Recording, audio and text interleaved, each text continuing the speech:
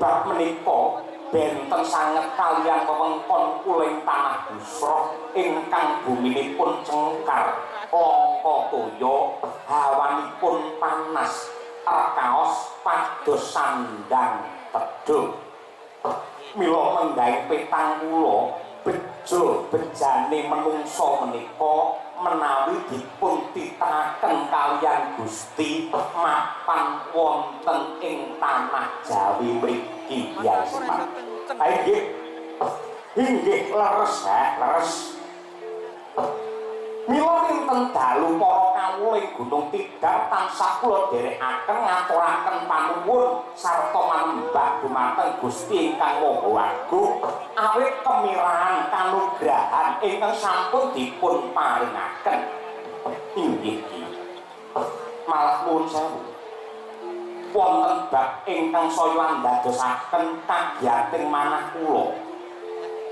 Ing wewengkon mriki antawisipun manungsa kaliyan bangsane Gandharwa saged manunggal dados setunggal tur kawis tingal nengenaken dumateng kerukunan.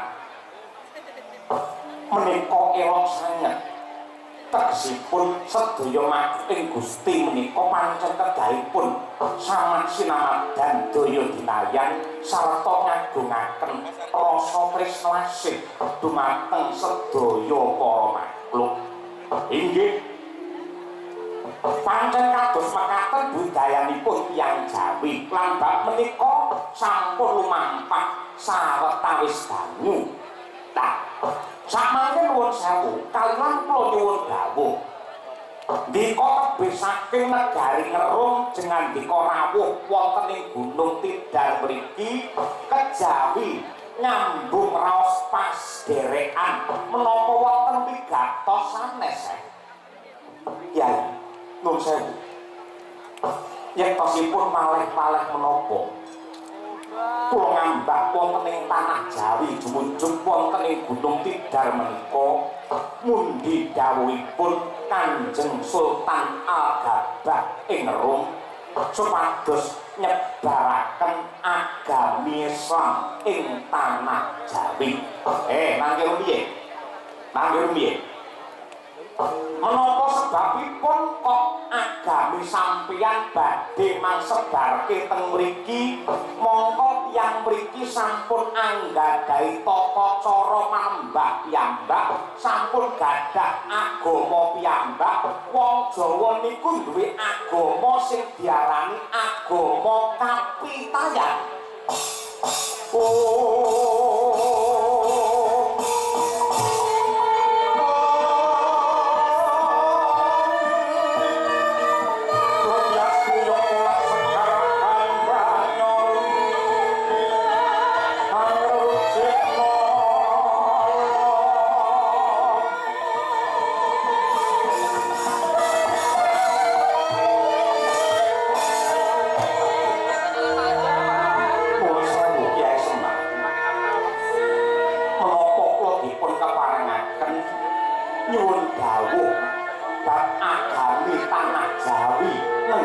Agami kapitayan menika agami kang kados pundi lan cara carane sembahyang kados pundi kula nuwun katakan. Wong Jawa niku sampun gadah agama kapitayan lan tata cara manembah pring Gusti. Menapa sebabipun agami mriki sinebut kapitayan karana ingkang dipun berteni ingkang dipun sembah nenggih Sang Hyang Kaya ingkang tuhutan kena kinaya ngapa. Nah, dene papan sembahyangipun tiyang mriki menika naminipun sanggar. Ewa dene cacakane sembahyang tami ibadah menika dipun perang dados gangsal. Ingkang sepisan nenggih tuajeg tegesipun ngadeg utawi jumeneng kanthi tangan diunggahake lan ngrawuhake Sang Hyang utawi pangeran wonten ing rasa pangrasane manungsa. Angka kalih naminipun swadikep. Sakuse pangeran ketunggalan wonten ing ati banjur tangan loro dipapanake wonten ing dada. Angka 3 nenggih tungkul tegesipun bungkuk nyawang wonten ing bumi. Angka 4 tulampak tegesipun lungguh timpuh. Angka 5 ingkang pungkasan nenggih tondhem. Patrape sujud kaya bayi ingkang wonten kandhutane ibu kanthi nemplekaken bathuk wonten ing bumi niku cacahane sembahyang wong kapitayan.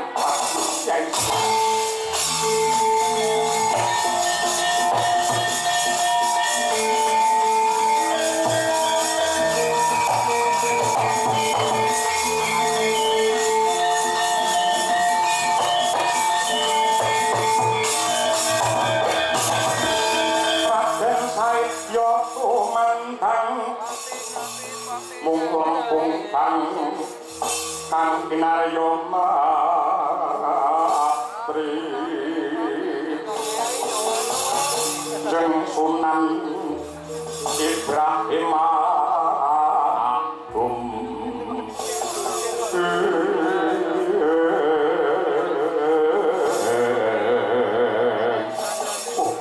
Kyai Semar babar pisan kula mboten dugamana jebul tiyang Jawi sampun nyedap-nyedapi ing atasipun pulo mriki tebih saking tanah Arab parandene tata carane sembahyang luhur lan sae kados mekaten.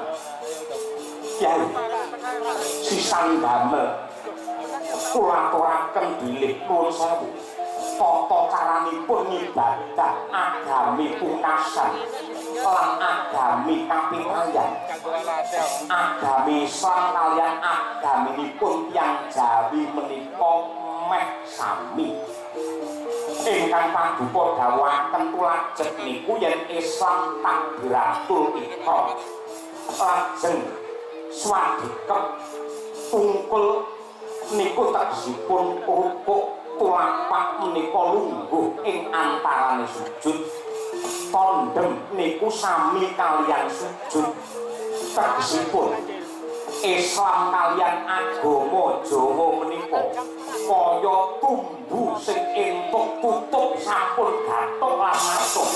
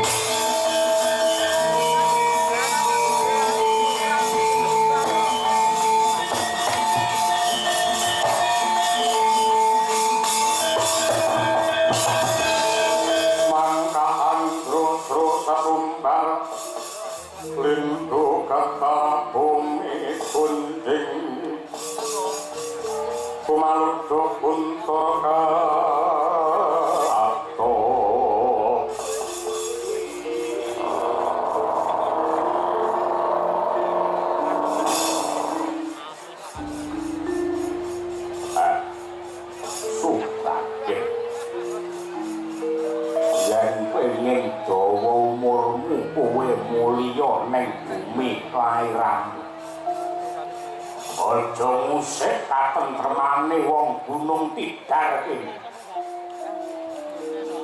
matur piye dengan dika menika sinten lek nomripatmu jerengen gobokmu aku Gendruwo utawa Gandharwa sing wasani Gunung Tidar kene jenengku Para Sekti Yogi Sambegana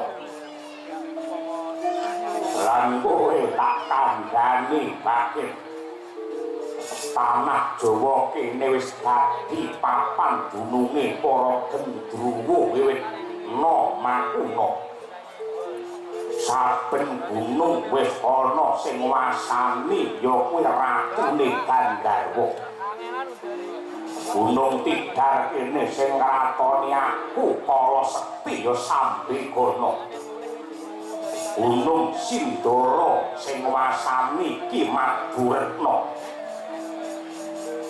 Gunung Sumbing Ki Jalalila Gunung Mungkrungan Ki Sidomukti Gunung Merbabu Ki Propo Gunung Kumbang Ki Bangsang Gunung Kendeng Ki Aji Dipo Gunung Merapi Ki Sapu Jagat Gunung Lawu Yai Jalak Gunung Kelut Ki Lembu Suro mula yen kowe sembrono ana tanah Jawa bakale kuwi rangan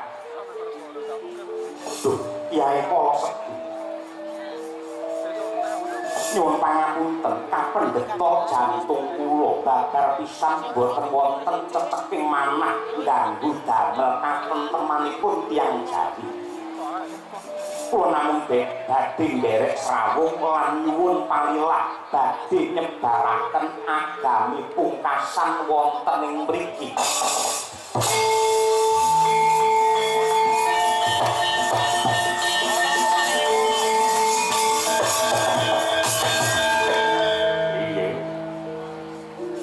nyebarke agamamu pol-pole yen agamamu wis nyebar neng kene iki mengko ora enek wong genduren ora enek wong bersih desa ora enek wong sing nanggap kabudayan tangrunga wong wayangan malih arang-arang